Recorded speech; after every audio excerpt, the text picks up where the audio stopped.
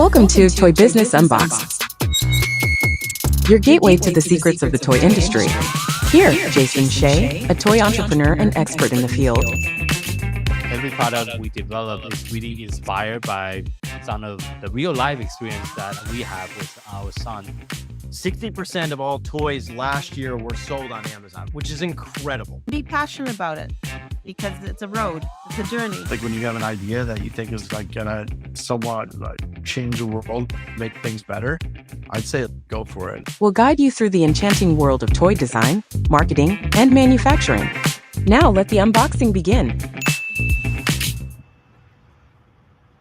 Hello, welcome to another episode of Toy Business Unboxed. I'm your host, Jason Hsieh. Today, we have a very special guest, Tyler, the founder of Seller Accountant and the leader of Seller Roundtable Mastermind Group. Tyler has, over the year, helped multiple e-commerce sellers maximize their businesses, totaling over $100 million in annual sales. In today's episode, Tyler and I is going to be focusing on talking about some very exciting topic, macroeconomic and finance.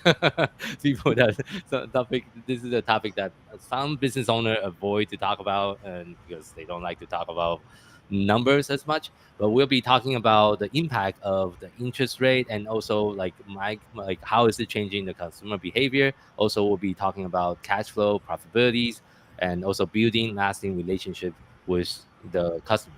So thank you so much for joining us on the podcast today. Absolutely, Jason. Thanks for having me, buddy. Good to be here. Yeah, so I guess I want to start off first. Can you share with our listener how do you become the seller accountant, or what make you do what you do right now?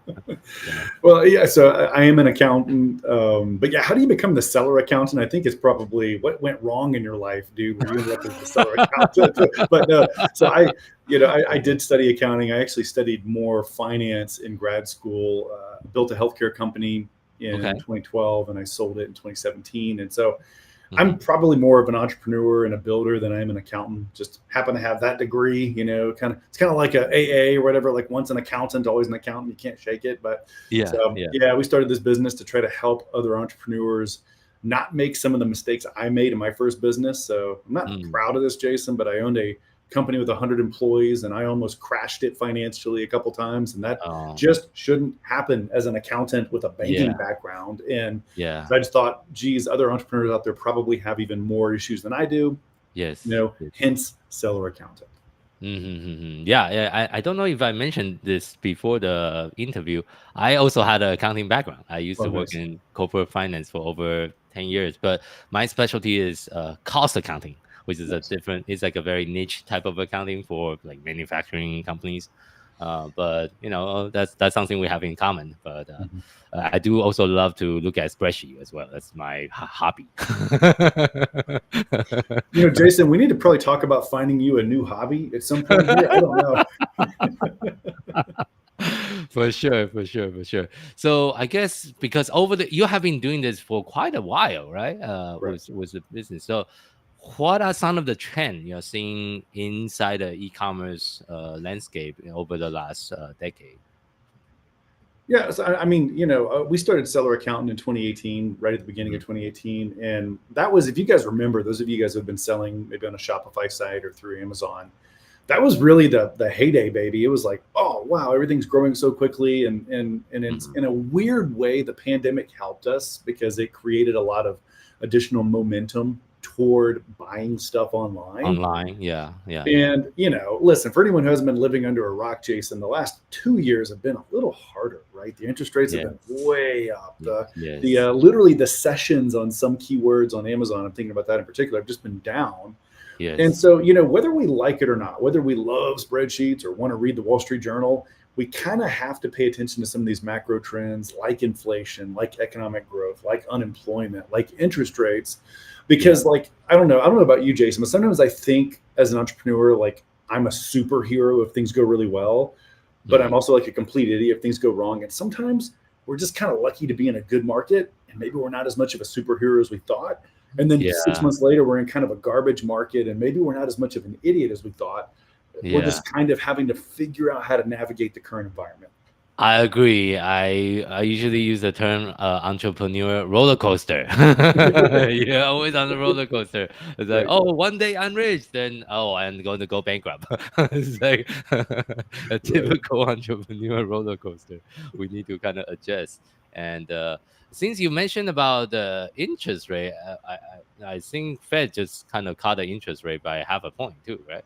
They So did, yeah. So we got 50 basis points relief. I don't know when you'll post this podcast, but very recently we just got our first interest rate decrease. I think in like 4.5 years or something like that, Jason. And yeah. that's so. Let's talk about toy manufacturers or sellers in general.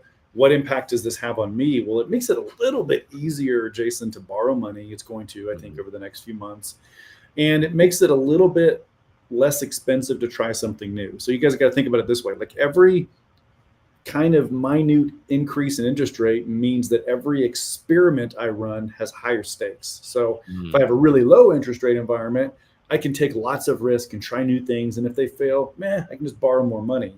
But when the interest rate environment is really tough, like it has been these last 2 years, I have to very carefully pick my battles. I'm not going to launch 5 new toys. I'm going to launch 2. I'm not going to go into 5 different countries. I'm going to go into 1. And so I think what we'll see here, Jason, is as rates come down, and I think it'll be slow, people can start opening up the throttle just a little bit. But here's a quick warning. You guys, if you're still in business right now, because guess what? Some of our clients didn't make it through this tough last couple of years. But if you're still in business, it means that you worked really hard to manage your interest expense and your loans and your cash. You worked really hard. My encouragement is to don't stop doing that. Now that we've kind of had this lesson of a little bit of a lull, let's keep running our businesses by the numbers. Let's keep an eye on our cash flow so that we can actually make money through this next 2 years instead of being stressed out.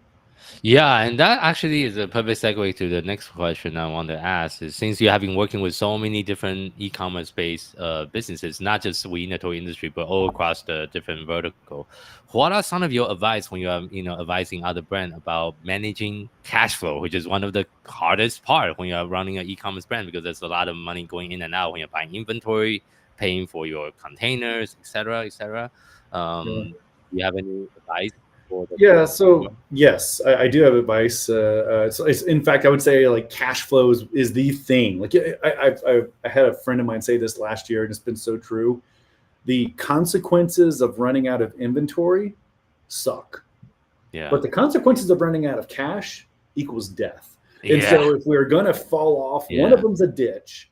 I don't like ditches, but I really hate cliffs, right? And so when it comes to managing cash, what we learned over the last 18 to 24 months, Jason, is that has to be a priority for every single CEO, every finance team, every operator out there. And so let me give you a couple of practical nuggets on how I would view maybe managing cash. Okay. I mean, first things first, guys, you got to have real bookkeeping. You have to have real accounting so that you can understand your cash cycle and which parts of your business generate money and which parts of your business take money. So first step is to just make sure you have decent books. Step 2 is that you got to build some kind of, even if it's rudimentary, build some kind of a cash plan or cash forecast.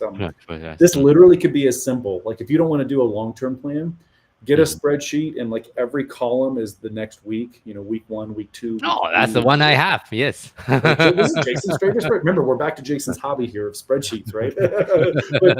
But guys, literally just put, like up at the top, cash balance. And here's the expected smiley face news, all of my deposits coming from Amazon or Shopify or PayPal or wholesale accounts. And below that, all my sad news. Here's my credit card bill. Here's my payroll. Here's my PO that I have to pay my supplier in China. And so my expected ending cash is just a quick math problem. And then guess what? That ending cash becomes the starting cash of the next column, which is the next week. Don't go out 100 weeks, but go out like 5 to 6 weeks. So that you don't have the thing that I've had before. I don't know if you've ever experienced this, Jason, but every entrepreneur has the moment in the fetal position at 2:00 in the morning where they're like, oh, Lord, I just need to make that one wire go through tomorrow. Please bring me cash, right? You're trying to make payroll. Yes. I'm just trying to survive tomorrow. And so if you just put out this little, because guess what? American Express tells you 4 weeks in advance what's going to come out of your account for that payment. Yeah. You And then- know what that PO is going to be next Friday. Go ahead and put it in a plan so you know if Yeah. you're going to run out of cash today instead of waiting till the day of. Yeah. And something has been talked about, not just in the e-commerce space, but just overall business in general. The concept of profit first. I don't know Mhm. if you also teach your Sure. client about this concept, and if we can also educate for those of you listener that doesn't even know what that means. Can you talk a little Yeah. bit So, about so I mean, that? Profit First. There's a guy. His name's Mike Michalowicz. Wrote a great book called Profit First. I think he wrote it about a decade ago. But it's so easy. It's almost like the old envelope system. I don't know if you remember when you were like 21 and you didn't know how to budget money yet, and your mom was like, "Hey, put your eat out money in a envelope, and then when that envelope's empty, don't spend any more money," like that kind of thing. This is Yes. a little bit more sophisticated for businesses and for e-commerce businesses in particular. One of the most helpful things that you can do, a gift that you can give yourself, is to have a separate checking account for inventory. And every month, put a little bit of money aside so that you, instead of having to get a loan next month, wow, I have accumulated some cash. I can just buy my inventory with cash. Yeah. And then the second one that I would encourage you to have, even if you don't do like a full Profit First with like 7 accounts or whatever, even if I was going to give you advice, it would be at least have an inventory account and at least have a tax account. I met with a CFO client last week who's having a great year. He's going to make almost $1 million in profit this year. Oh, wow, And nice. buddy, he needs to make sure he's got that 350 to 400K in the account Yeah. so that Uncle Sam doesn't come get him next year. And so, for what it's worth, I think that's a good way to make sure you don't run out of cash. Yeah. I see. And I think the concept is you also have a account for OPEX, like a holding account.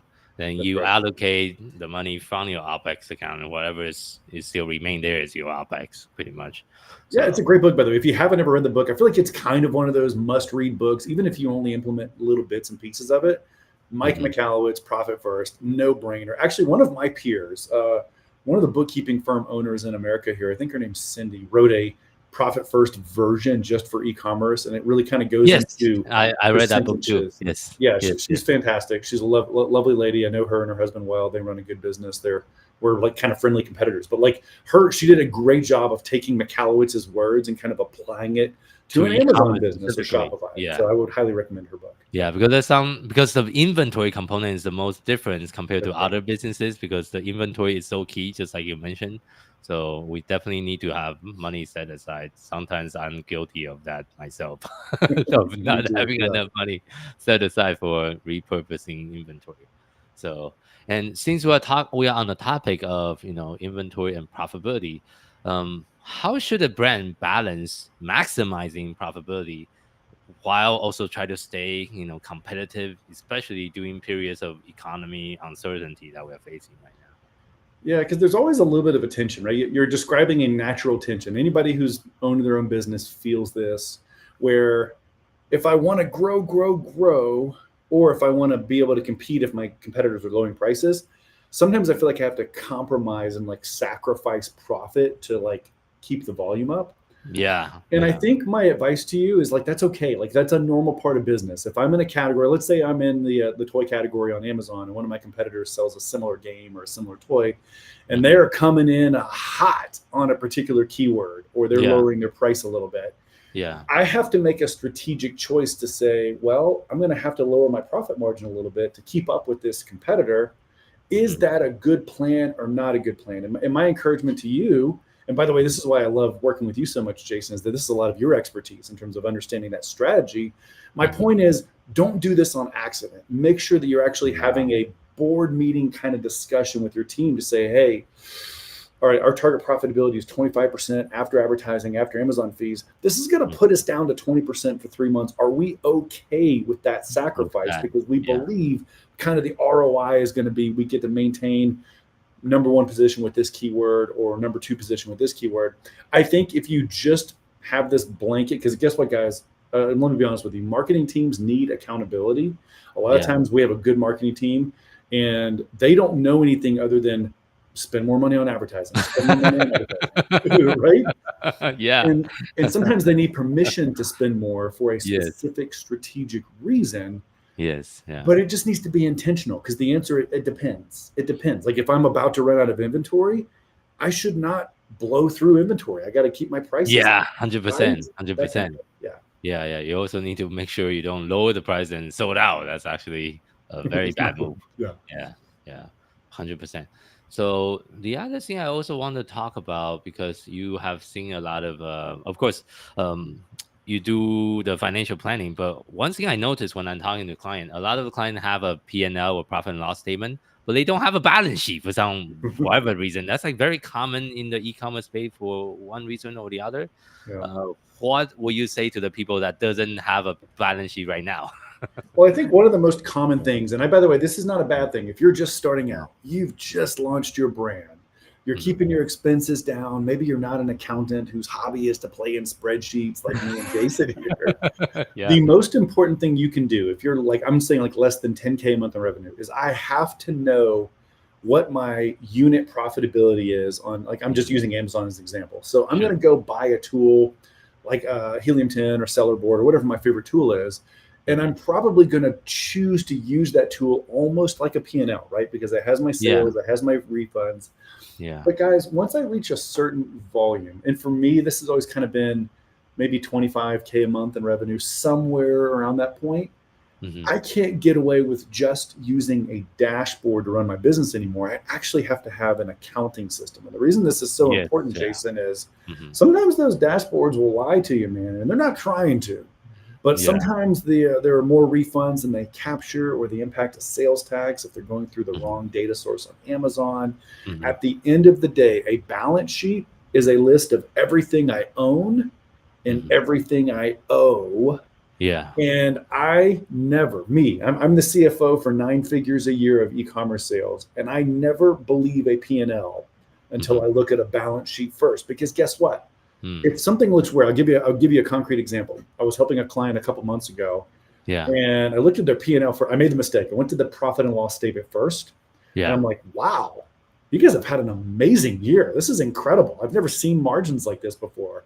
And then I go and I peek at the balance sheet, and like, I think it was some outrageous account was like negative $500,000 on their balance sheet. Just made no sense. Could not make any sense at all. And our team realized, we've been misclassifying things in the wrong spot.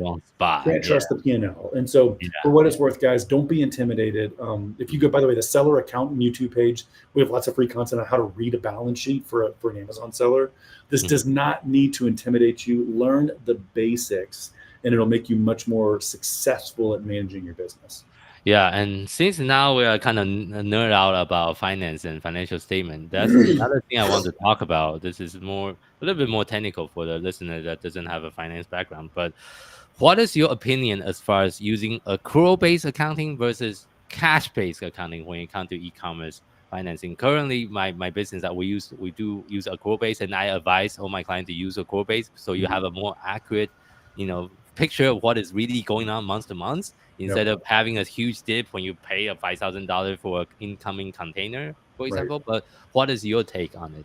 Yeah, I agree with you completely. So guys, if this is new to you and you're like, oh my God, these two nerds are talking about accounting, just know this. Cash basis accounting, it hits your financial statements, like your P&L, when you stroke the check. Like if the wire goes to China to pay for my inventory on that day, that's when I expense it, if I'm doing cash basis. If I'm doing accrual basis, I'm going to wait. I'm going to put that, when I spend money to buy my inventory, it's going to go into a warehouse, an inventory warehouse, where I get to sit on that value until next month when I actually sell the units, and then I expense it. And the reason this is so important, Jason, is e-commerce has a really long cash cycle. What I mean by that is I might buy inventory today, like pay cash, and it might be 3 months before the inventory even arrives in the States. And then I need another month before I sell through it. In other words, the only way I can actually compare sales with the expenses it took me to make those sales is to do what's called accrual accounting, which matches things in the same month. And guys, I know we may talk about exits here in a minute, but I helped my clients through a ton of monster exits over the last 5 years. 0 of those exits happened with cash basis accounting. 100% of the successful exits we were involved with had solid accrual basis accounting. Really, really important. Yeah. Yeah, and I think that sometimes some of the e-commerce business I talked to, they didn't do a very good job on doing the accrual correctly as well, Right. like allocating, which is kind of tricky sometimes because Yes. okay, you have a container with like 10 different product in it. How do you allocate it to per unit correctly as Right. part of your cost of goods sold, in your inventory on the Well, and balance one sheet? of the most important things there, and again, guys, this is way down the nerd hole here, but like, if you're trying to say like, how much did it cost me to buy this unit? Yeah, And I might be tempted to try to load a little bit of a duty or a tariff into duty this, and or a tariff. little Yeah, bit of the inbound freight. inbound freight. Yeah. The most important thing is to be consistent. Uh-huh. If I'm going to load my freight forwarding cost into my cost of goods sold, I need to Mhm. have my accounting team do that every single time, so Yeah. that my apples to apples is kind of similar. There are lots of correct ways to do that, Jason. And to be honest with you, we have clients that try to do accrual accounting, but still go ahead and expense like inbound freight charges right away. Like it's okay to Oh, do things that, because guess what? We're kind of like juggling. yeah. Let's say we don't have a great inventory management software. Like we haven't spent a ton of money to spin up like a Finale or a Dearson 7 or something like that. If Mhm. that's us, it's a real pain in the rear to Mhm. load a lot of these ancillary expenses in. And so we Yeah. might make the business decision to be like, well, the most important ones are my factory invoice and my freight forwarder. Everything else, I'm just going to expense. I'm not going to worry about it. And as Yeah. long as I'm consistent with that, Consistent. I don't Mhm. get in too much trouble. Yeah. I see. I see. So I want to kind of transition to exiting because Okay. e-commerce a lot of over the years exiting the landscape also has been very different as we see all the giant Right. aggregator went out of business. But Oops. there's a lot of like aggregator a couple of years ago. I think during COVID, there's like a huge boom of aggregator buying up brand like crazy. But what have you seen in your line of work over, especially in 2024 and going into 2025, as far as what kind of trend are you seeing? How much people are usually getting as a multiple when they are considering, and what is the thing the business owner should even think about? Like, should I have make maybe $1 million in the annual gross revenue first before I even entertain on the idea of exiting, or what is some of the benchmark or threshold that you are seeing? Well, so you asked a couple questions there, and they're really, really good ones. I think another one of those macroeconomic things that for those of us who are in the e-commerce space really matters to us is we saw a ton. In fact, the ton was about $15 billion flood into this space to buy businesses like yours and Yeah, mine. yeah. And to your point, Jason, a lot of those aggregators, which is just a private equity backed company that buys a lot of brands, a Yes. lot of those guys did not do very well. And they thought they Yeah. were a lot smarter than you are, friends listening to this podcast. And they come to realize they actually weren't as smart as they thought they were. And Yeah, and so that's the macroeconomic trend. So Yeah. multiples were outrageous. If you were lucky enough to Yeah. sell your business in Q1 of 2021, you might have been getting 5, 6, 7, 8x multiple, which what that means is your annual profit times 8 is what your business would be valued at. Yeah. That would be an unprecedented high rate in this industry when it's normally Yeah. been like 2.5 to 3x. 3x. And Yeah. so we saw things go way down into the toilet in 2022, 2023 because interest rates were high. Everyone was scared. No one was investing. Yeah. And we saw a lot of deals getting done at more like a 1.5 to 2x, right? Hmm. And so what's encouraging, and to your point about 2025, Jason, we're already seeing multiples start to creep back up. Okay. Interest rates going down is great news if we choose to sell our business because it allows our investors to have access to cash more easily. Like you think about right now, your standard rich guy, somebody has a family office. If he can get 5% guaranteed interest just in a savings account, he's not going to be very excited about taking a risk on your business or my business. True. But as soon as the interest rates start dropping, his risk profile is going to change. He's going to want to come fund an inventory-based business to try to get some upside in the market. And so that's the first thing I would say is it's going to be a lot more interesting to try to sell your business. My forecast is probably middle of 2025 than it is right now. Not going to be 8x multiples like we saw 3 years ago, but probably more in the 3, 3.5, 4x, which is going to be a great moment. So the key is, Go ahead. you got to be ready for when, because you and I don't know. We can't time the market. We don't know when it's going to be rosy. What we can do is we can choose to be ready for whenever it is rosy. So that's a perfect transition to my next question. How do you get ready for exiting strategy? So there's a couple things. Let's say, Jason, you and I are talking. We're buddies. We're hanging out. And I say, Jason, I think I want to sell my business someday. And so Jason, being a good friend of mine, is going to ask me some questions. The first question he's going to ask me is, Tyler, what is your number? What is the value that you need to glean to make this particular investment a successful investment? And so you asked this question a minute ago in the midst of your other questions, which is, do you have to have $1 million in revenue? Do you have to have $1 million in profit? And the answer is, it really depends on what your objective is. So guys, I've now sold 2 businesses, and someday I'll sell a 3rd business, right? And so my question the answer to this question for me has changed. The first time I ever sold a business, 100% of my net worth was tied up in that business. I got nothing else. It was my entire universe was this baby. And I needed to try to sell it earlier because my risk profile was really high. For my second business sale, okay, Emily and I had a little bit of capital. We were a little bit healthier financially. I could afford to wait and let that business mature and maybe get a slightly higher number for it. And maybe with my 3rd business, it'll be even more so. And so this is a very personal question, but let me give you a quick case study. I had a friend, a really good friend of mine. His name's Todd. And Todd, actually, I walked him through this process. He knew his number. His number was like 3.5 million is what he wanted for the business. And during the feeding frenzy of the aggregators, one of them reached out and offered him that number. But he was feeling some FOMO, Jason, and he didn't listen to his number. And he said, well, no, let me go keep shopping. And guess what? That was right when the market started turning back down. And he still exited, but it wasn't at his number. So my advice to everyone out there is take some time. This is probably a personal, get alone with a journal, get alone with your spouse, like maybe a prayerful. This is an important decision that what is my objective? And guess what? If somebody comes and gives me my number, time to get out, baby. And by the way, the number can change. Like, let's say I have a couple of great years. I'm like, well, maybe my new target number is 5 million instead of 3 million. But know your number in advance. You asked me for some of the things you can do. There's a couple more checklists. So you might want to exit one day. You got to know your number. Number 2 is you've got to get your books in order. I realize that I own a bookkeeping company, but friends, this is so important. We saw $85 million businesses not get through due diligence because they had not done the little things to do their accounting consistently. And we saw businesses get way more than they probably should have gotten because they just had good accounting. So know your numbers and get it situated.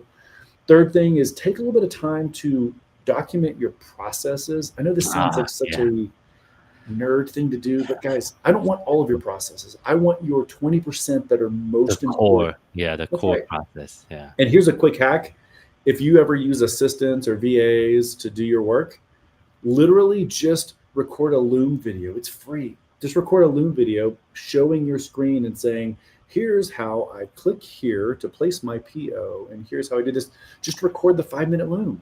There's actually an AI that you can turn the Loom video into SOP as well. I mean, nowadays. and it's interesting. I've seen some of those tools, Jason. Like literally, guys, for less than $100 a month, you could make bulletproof SOPs that would be easy to transfer to a new owner. Finally, what I would say is, like, as you get closer to exiting, do your buyer a favor and kind of put a very sexy roadmap for them. Like, for instance, let's say that I've launched 5 toys and they've been pretty successful.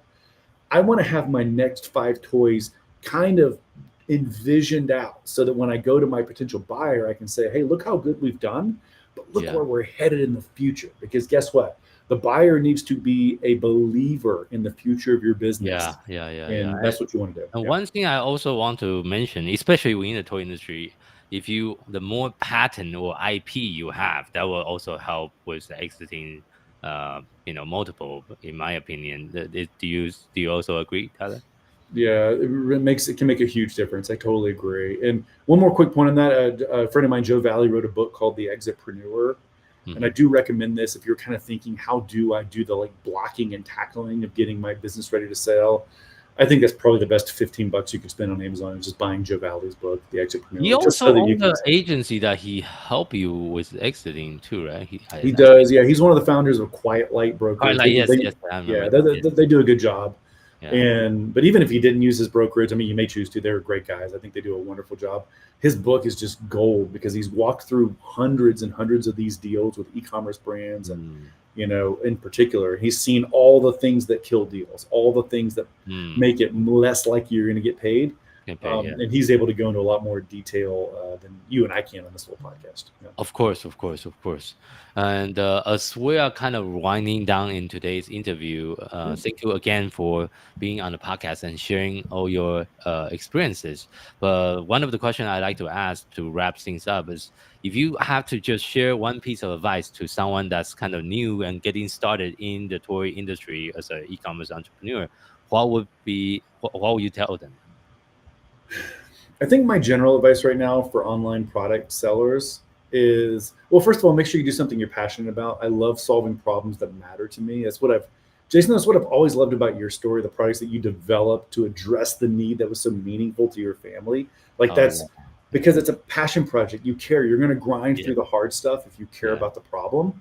The second thing is, guys, if all things are equal, I love higher value products. If I could somehow get my retail price above $30, above $40, above $50, I have the power to absorb a much higher level of fees, a much higher level of logistics. Yeah. I don't really want to start my business by selling like a $3.99, a $3. Yeah, that's too low. Yeah. And so I think all things being equal, if I could find honestly, even better, if I could find an $80 toy, right? Find something that would generate enough value that there's $80, and I would really work hard to develop relationships with my suppliers once I've tested it. Guys, I can't tell you how important this is. Like your ability to dust off your passport, fly to wherever your supplier is, and develop a meaningful relationship can give you a competitive advantage. But for people that are starting, I would maybe start with those two things. What's something I care about? What's something that really hacks me off? When my kid broke this toy, it really pissed me off. Let's make that toy better. And then the second thing is just, again, just making sure that you have higher value products where you can capture more profit. Thank you so much for those advice. So where can the listener audience find you online? Yeah, so selleraccountant.com, bookkeeping, CFO, get your stuff in order, get ready to sell. Seller Accountant has a wonderful YouTube page. Return on Podcast is our little show. And then me, Tyler Jefcoat, I post a lot on LinkedIn. We have some content on X and Facebook as well. I do lead a mastermind for 7- and 8-figure e-commerce brands called the Seller Roundtable. So again, the nice thing about having a weird last name like Jefcoat with one F is that if you Google me, you can find my bald self somewhere. I'm happy to talk to you.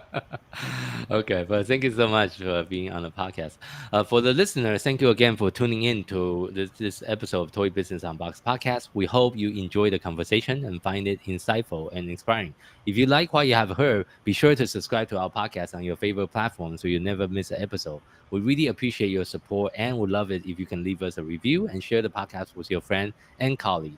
For more resource tips and the latest update within the toys and game industry, visit our website at toy-launch.com. Join the conversation and connect with us on social media using hashtag Toy Business Unboxed. We'd love to hear your feedback and suggestion for the future episode. Until next time, keep innovating, keep creating, keep bringing joy to toys. This is Jason Hsieh signing off on Toy Business Unboxed podcast. I'll see you in the next episode. Thank you, everyone.